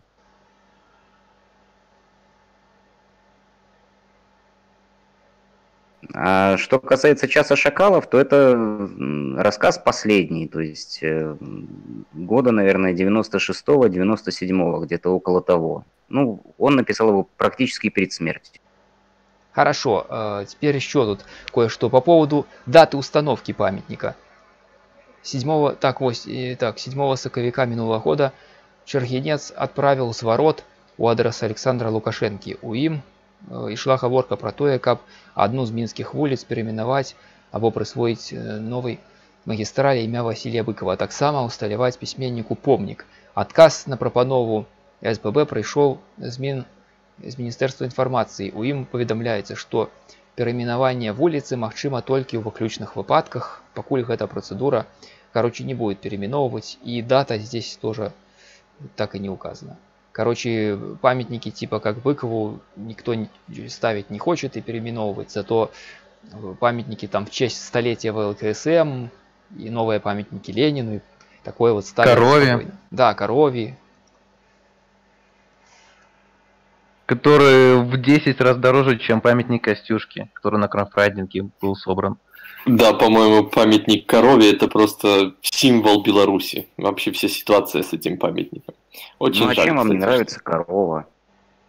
Нам не нравится, что этот памятник стоил $135 000. Совершенно не нужен.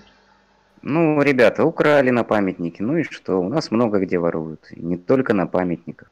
Так может нужно направлять эти деньги в нужное русло, Артем? Ну вот когда ты будешь премьер-министром, президентом, министром культуры, тогда и направишь. Есть русло. такая штука, как общественное давление. Слышал о таком? Кстати говоря, вот об обществе. Фридом, про общественное давление. Ну, надави. Петиции И я посмотрю, тоже где не ты решают, кстати окажешься. говоря. И я тебе открою Надави. секрет. И я посмотрю, где ты окажешься. Ну, как бы петиции работают, там сделать дорогу, там починить, то это по мелким вещам петиции работают. Артем, в этом плане общественное давление, все это решает. Петиции мелкие вопросы. работают. Да. На сколько петиций ответила наша палата представителей за последний год? Много. Ну, то есть на все петиции они отвечают, я тебе открою секрет. Отписками. Нет. Если они, то есть не масштабная вещь, они эту петицию, то есть они все петиции рассматривают, Но если не масштабные вещи, они эту вещь решают. Как ты можешь так говорить? Как может быть памятник корове не масштабной вещью? Ну ладно, пускай ставят 10 этих памятников корове, плевать. Артем прав, хорошо, пускай. Так, следующая новость, как раз уже затронули там общественное мнение. Вот, дифференциация не нужна. В этом году мы выйдем на 100% возмещения затрат на электричество. С 1 января Совет Министров утвердил новые тарифы на электроэнергию для населения на 2019 год. Министерство антимонопольного регулирования и торговли обращает внимание, что дифференциация тарифов на электроэнергию для населения в зависимости от объемов потребления продолжает действовать. Однако совсем скоро необходимости в ней уже не будет, поскольку субсидируемые тарифы по уровню приблизились к экономически обоснованным. Вот, дифференциация тарифов по объемам потребления установлена постановлением Совмина еще в июне 2014 года. Согласно документу, объемы электроэнергии, потребляемой в рамках лимита 150 киловатт-часов для квартир с газовыми плитами и до 250 для квартир с электроплитами, оплачиваются по субсидируемому тарифу, а превышающие эти объемы с применением повышенных коэффициентов, но не выше экономически обоснованного тарифа. Изменения в постановлении номер 571, в частности отмены дифференциации тарифов по объемам потребления, на данный момент не приняты, комментирует Март. Сейчас соответствующие изменения в документы подготовлены, согласованы с заинтересованными органами государственного управления и в установленном порядке внесены в Совет Министров.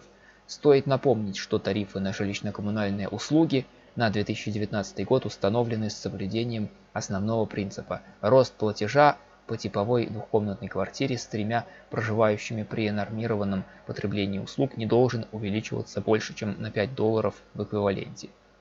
В ведомстве сказали, что в 2018 году по большинству жилищно-коммунальных услуг тарифами достигнут 100% уровень возмещения средних по республике затрат на их оказание. Основное распределение $5 повышения тарифов направлено на электроэнергию и газ для приготовления пищи. В 2019 году субсидируемый тариф на электроэнергию для квартир с электроплитой составит 0,14. Короче, понятно, вот, извиняюсь, что перебил, ну, повысили цены на электроэнергию. Да, тут главное количество приводится далее. 0,14 копеек за киловатт-часов. В прошлом году он был 0,12, то есть на 2 копейки за киловатт-час подорожает. А для квартир с газовыми Ну это понятно, плитами... опять-таки это зависит именно из-за вот этого вот налогового маневра, который проводит Российская Федерация. Потому что вот, допустим, если мы берем Брестскую электростанцию, она работает на мазуте, то есть на нефти, на нефтепродуктах. Поэтому просто нужно будет подождать, пока не введут в эксплуатацию первый энергоблок атомной электростанции.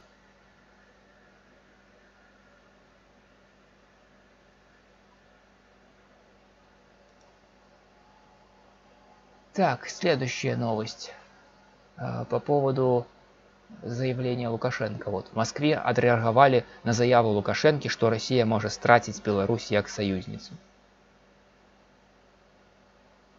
Но это по поводу заявления Марии Захаровой. Она сказала, что Беларусь это союзник, там надежный партнер, и у нас там курс на стратегическое расширение отношений и все такое.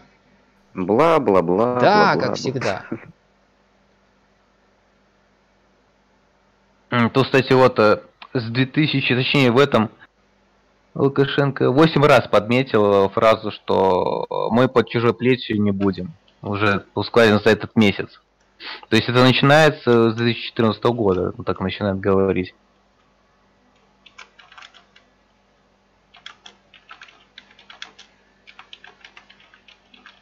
На данный момент у нас с Российской Федерацией отношения очень сильно усложнились. Вот после того, как Медведев вякнул про единый суд, единую валюту и более тесную интеграцию, вот после этого наши отношения очень сильно усложнились с Российской Федерацией.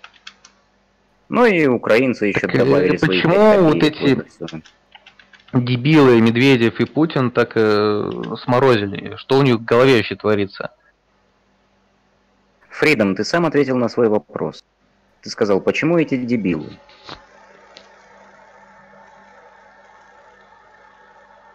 Так мало того, там и Толстой это заявлял, и кто там еще у них, я не помню, Жириновский этот, ну, вообще клоун, и еще кто-то там у них, они там совсем с ума сходили. Но они давным-давно с ума посходили, еще в 2014 году. Понимаешь, российская властная элита, она пытается всеми силами удержаться у власти. А как можно ватку к себе привязать еще посильнее? Рассказывать им про победы. Победы во внутренней политике в России нету уже очень-очень давно. 5 лет. Нигде и никогда. Не только 5 лет. Уже до 2014 года у них были сплошные поражения, и российская экономика скатилась в жесткую стагнацию. Поэтому Крым. А теперь победы во внутренней политике нету. Крым засирается постоянно. Вот эти вот все внешнеполитические проколы, которые устроил Путин за последние 5 лет.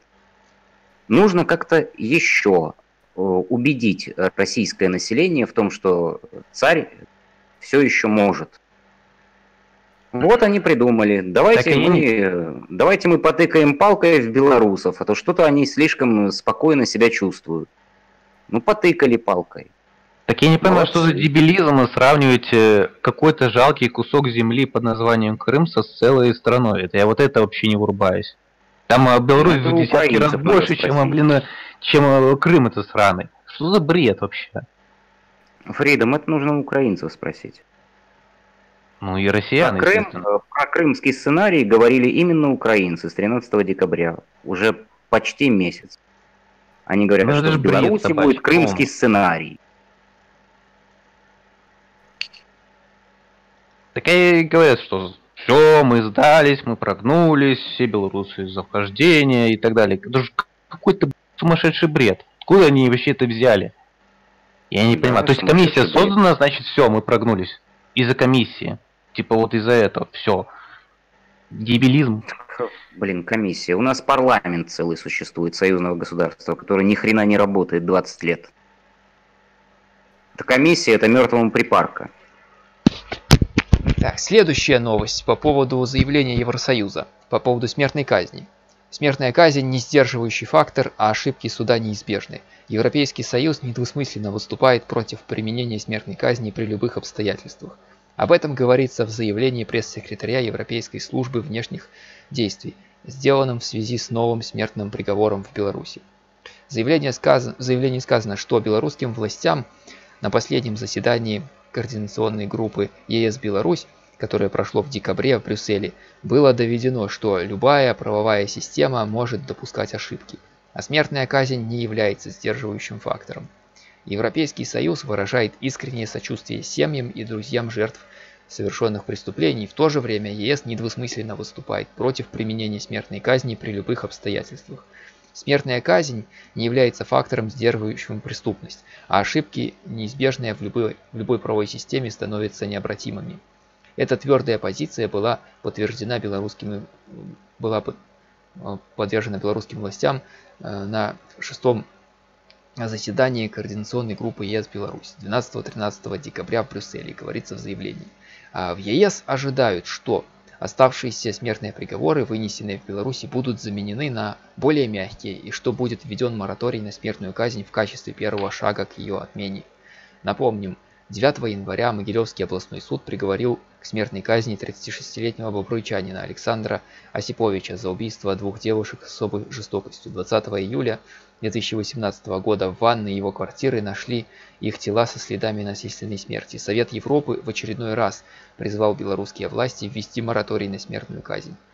Беларусь остается единственным в Европе государством, где применяется смертная казнь.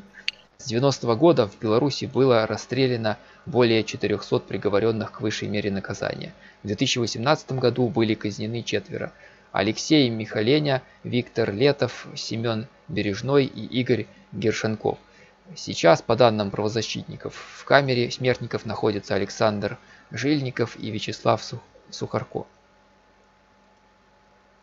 И нужно теперь подталкивать вы к отмене смертной казни. Это нужно теперь делать. вы можете это бросать чисто... меня какашками, вы можете Да, бросать ты не меня прав. какашками, можете называть меня Абсолютно. как угодно, Да. но есть одна очень простая вещь.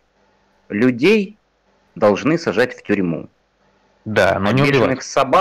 бешеных собак нужно Артем, расстрелять. дело в том, что у нас не правовое Да. государство. У нас У нас управляет диктатура. диктатор, и смертная казнь может использоваться как элемент в политической борьбе против противников. Поэтому она должна быть запрещена 2011 хотя бы до тех пор, все показал. пока здесь не будет установлена нормальная власть. У нас нет судов. Артем, о какой смертной казни вообще может идти речь? Для начала надо, чтобы были суды нормальные, а потом можно Обыкновенной. И говорить. не дело Совета Европы лезть в наши внутренние Ну и дела. что? Это Я да, против. потому что у нас Я никто против этим моратория не Я на занимается. за мораторий. Нужно проводить референдум, и спрашивать у народа, объяснять им, и давать разную точку Freedom. зрения, не только твою, Freedom. Артем. Референдум по мораторию на смертную казнь был проведен. Белорусский народ высказался против моратория на Этот смертную референдум был незаконный. И не было нормального общественного, то есть работы с общественностью, соответственно, демократическим обществом. То есть не было четкой, то есть работы, то есть одну точку зрения преднести, другую. Не было дебатов, ничего такого не было. Привели в Что? исполнение смертный приговор человеку, который с особой жестокостью, правильно, Серый-кот, с особой жестокостью убил двух девушек.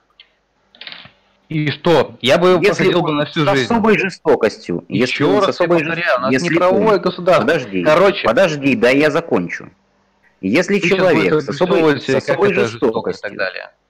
если человек с особой жестокостью убил Да, двух он должен девушек, сидеть всю жизнь. нет, Да. он не должен жить Короче. вообще. А если он психически больной? Артем, короче говоря, В 2011 году, Артем, смертный приговор применили против якобы так называемых виновников теракта в метро.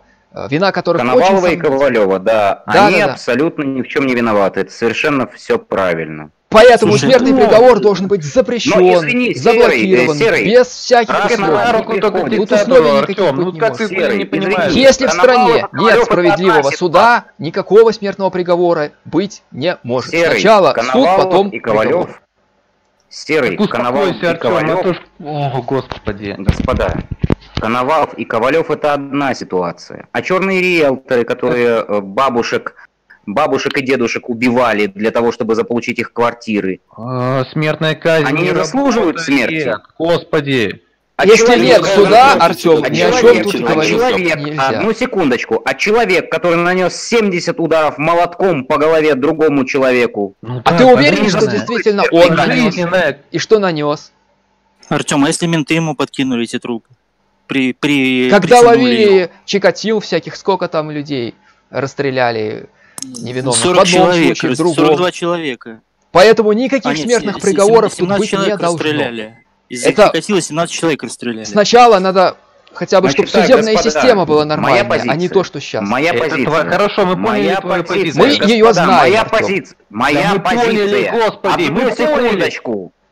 Одну секундочку. Моя позиция. Людей сажают в тюрьму, бешеных собак расстреливают. А кто должен Всё, мы решать, поняли кто твою человек, а позицию. кто бешеная собака? Должен решать суд, справедливый суд. А если его нет, и разговора нет. Поэтому вопрос закрыт. Делаем референдум.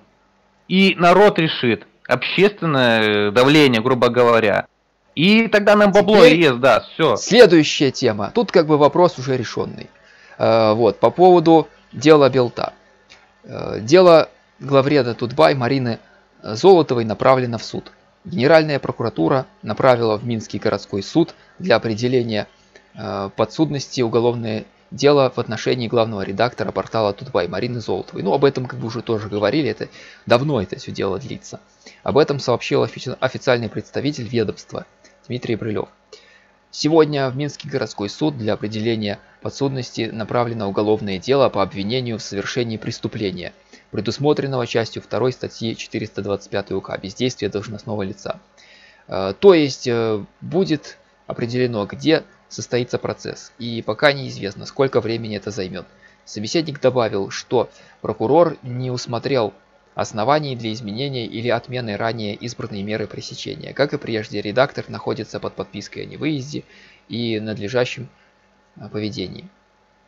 Ведомство пришло к выводу, что обвинение предъявлено обоснованно и подтверждается совокупностью собранных доказательств. Уголовное дело находится в производстве Главного следственного управления Следственного комитета. Ранее СК дважды отказал Золотовой в удовлетворении ходатайства о прекращении уголовного преследования согласно 86 статье Уголовного кодекса. На этой неделе Марина Золотова подала жалобу на имя генерального прокурора Александра Конюка на повторный отказ Следственного комитета в прекращении уголовного преследования. Напомним, Золотова осталась единственной обвиняемой по делу Белта. Остальные фигуранты и 14 сотрудников различных СМИ были освобождены от уголовной ответственности с привлечением к административной. Кроме штрафов, журналисты были обязаны возместить предъявленный ущерб. Суммы разные – от 3 до 17 тысяч рублей. Главред Тутбай обвиняется по части 2 статьи 425 Уголовного кодекса «Бездействие должностного лица». Санкция статьи – штраф и до 5 лет лишения свободы. Изначально Марина Золотова также подозревалась по части 2 статьи 349 «Несанкционированный доступ к компьютерной информации». Именно по этой статье были обвинены остальные фигуранты дела. Из всех подозреваемых Золотова единственная, как установило следствие, кто не осуществлял доступ к платным материалам Белта. Уголовное преследование по этой статье в отношении Марины Золотовой было прекращено в связи с несовершением преступления. Напомним, 7 августа в офисах компаний Тутбай и Белопан прошли обыски и задержания. Были задержаны главный редактор Тутбай Марина Золотова, редакторы портала Анна Калтыгина, Галина Уласик и Анна Ермаченко, главный редактор Белопан Ирина Левшина и международный обозреватель информагентства Татьяна Коровенкова, Сапкор немецкой волны Павел Быковский. Кот, давай самую Непонятно. основу. Тут правильно написали. Это долго занимает времени. Мысль, основной месседж. Так, следующая новость. Это скандал, который произошел недавно в сядибе БНФ между активистами, между, так сказать, бывшим руководителем организации и нынешним. То есть, что произошло? Написали определенную фразу там на доске, пока было заседание. И в связи с этим произошел скандал, что даже чуть не дошло до вызова милиции. То есть, як стало відомо нашій Ніві, 10 студеня на сядзібі БНФ розігралася трагікамедія, дзейнымі асобамі якой сталі актывісты моладзевых апозіцыйных арганізацый. Той вечар на сядзібе БНФ праходзілі курсы діджэяў адраджэння, лекцыі чытаў Павел Северынец. Паслухаць яго прыйшлі юнакі з маладога фронта, моладзі БНФ і ўласна хрысціянскія дэмакраты. А вось пасля курсаў выявілася неспадзяванка. На дошцы было не вельмі адэкватны надпіс «У мой бок», кажа Денис Мандзік, лідер моладзі БНФ. Гаворка про словы, там определенные словы, выведенные на дошце с червонным маркером. Так, и вот он, значит, после этого устроил скандал. Он посчитал, что с этим связана его бывшая девушка, которая руководила организацией до этого. И, значит, там еще один человек. И он грозился, что они должны купить, значит, новую доску, иначе он там вызовет милицию. Короче, вот даже такой скандал разыгрался. Как пишут, трагикомический. Что там дальше? Еще одна новость. О, подождите. Рейтинг Биг Мака. Что это все, что нужно знать о молоде БНФ. Эта новость просто очень хорошо и вообще передает суть этой организации. Что там что-то я как-то прослушал? Что там основное, что там было? По поводу чего? По поводу молоди БНФ? Угу, да. Ну, скандал. Значит, пришли люди послушать лекции Северинца. Ну, эти курсы диджеев адраджэння. И, значит, кто-то написал на доске красным маркером определенную фразу. Оскорбление, скажем так, вот этого Дениса Мандзика, который сейчас является руководителем молоди БНФ. Он подумал, что с этим связано его бывшая девушка, которая была руководителем тоже до него, Молоди БНФ, и еще там один активист. И, значит, он устроил скандал. Хотя он не мог с ней раз на раз, как говорится, разобраться? Ну, потом, видимо, да, но именно вот сразу произошло это. То есть у него сразу полыхнуло и чуть не дошло там уже до вызова милиции, ОМОНа и прочее. Но, видишь, рассосалось вроде все. Ну, как бы страсти там кипят мадридского двора. Это же хорошо. Вот, последняя новость, которая у меня на сегодня в списке, по поводу так называемого рейтинга Биг Мака. Доллар в Беларуси должен стоить 84 копейки по вот этому рейтингу. Британский журнал The Economist опубликовал новый рейтинг Big Mac Index. Беларусь в данный рейтинг не попала, однако Promise Buy самостоятельно рассчитал рейтинг зайчика и сравнил его с нашими соседями. Как это работает? Вот здесь нарисована такая инфографика и написано, что паритет покупательной способности, соотношение валют, устанавливаемое по их покупательной способности применительно к определенному набору товаров и услуг. Дальше различия в местных ценах, в нашем случае для бигмаков, могут указывать на то, каким должен быть обменный курс. И вот тут написано там пример. Используя бургерномику, мы можем оценить, насколько одна валюта недооценена или переоценена по отношению к другой. И вот показатель основан на теории паритета покупательной способности. Если корзина товаров, в нашем случае Big Mac, стоит, допустим, в Японии 50 йен, а в США 100 долларов, то справедливое соотношение валют должно быть 1 к 2, или курс должен составлять 2 доллара за одну японскую йену. Так, бургер Big Mac в белорусском Макдональдсе стоит 4 рубля 70 копеек, тогда как в США Big Mac можно купить за 5 долларов 58 центов. Таким образом, согласно расчетам, стоимость рубля недооценена на 61%, а его реальный курс по покупательной способности должен быть на уровне 84 копеек за доллар. Самой недооцененной валютой авторы исследования назвали российский рубль на 74. На втором месте украинская гривна, согласно рейтингу, стоимость которой недооценена на 65,2%. Ниже уровня Беларуси расположились валюты еще двух стран: Турции 64,2 и Аргентины 64,1. Что касается остальных наших соседей, злотый, как и почти все валюты, упомянутые в рейтинге, недооценен на 49,8, а курс польской валюты должен составлять 1 доллар и 88 центов вместо нынешних 3,75. Евро наряду с канадским долларом считается менее всего недооцененной валютой. Курс евро к доллару должен составлять 0,73 вместо нынешних 0,87, что составляет 16,8%. Самой же переоцененной валютой, согласно данным рейтинга, стал швейцарский франк. 19% переоценен. Также переоцененными оказались норвежская и шведская кроны. Лишь валюты трех стран считаются переоцененными относительно доллара США, согласно индексу Биг Мака. Вот такой вот странный индекс. Что, Алексей, думаешь по этому поводу? Насколько такой применителен вообще индекс Биг Мака? Какой-то он странный. Я сам к нему часто обращаюсь, но я уточняю его, я говорю, что ему нужно сравнивать всегда со средними зарплатами. То есть берешь среднюю зарплату, сравниваешь с индексом Биг Мака, и получившиеся значения и есть более-менее объективные показатели для сравнения уровней жизни в стране.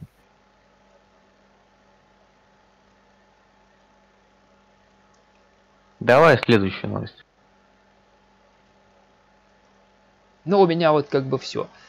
Вот Я там позакидал еще парочку новостей последних, давай. сейчас посмотрим.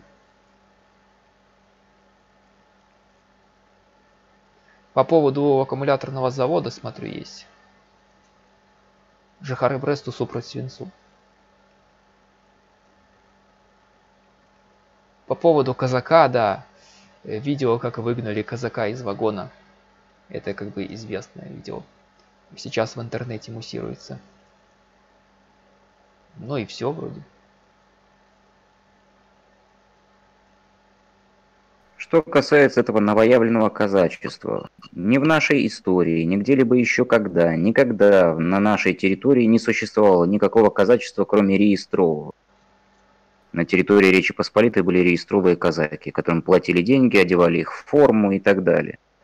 Что касается вот этого новоявленного казачества, так называемого, то эту погонь нужно выметать с территории нашей страны поганой метлой. В Украину, где казаки очень замечательные люди, и в Россию, где казаки тоже очень замечательные люди. Но не у нас. Ну да, эта организация у нас уже давно работает с этими казаками, просто офигеть. Там казаки.бай, что-то типа такого, они там какие-то организации проводят. Казаки даже. Поозерья, есть это такие всякие.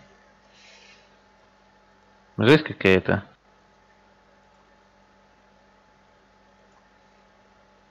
Так, ну хорошо, на этом наши новости сегодня заканчиваются. Подписывайтесь на наш канал, вступайте в группу в Дискорде, в Телеграме. Не забывайте делать репосты, ставить лайки и подкидывайте донаты, если у вас там есть средства. Через неделю будет новый выпуск новостей. Мы расскажем, что интересного произошло в Беларуси за этот период. Всем спасибо.